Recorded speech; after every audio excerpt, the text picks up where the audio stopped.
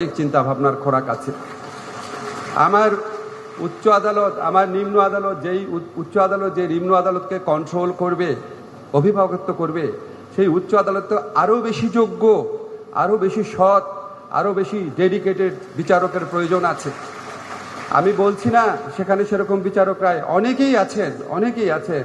আমি প্রধান বিচারপতির কথা বললাম, আমাদের এখানে অনেকে আছেন, আমাদের ঢাকা ইউনিভার্সিটি ল ডিপার্টমেন্টের বেস্ট স্টুডেন্টদের মধ্যেও কেউ আছেন এখানে বিচারক হয়েছেন।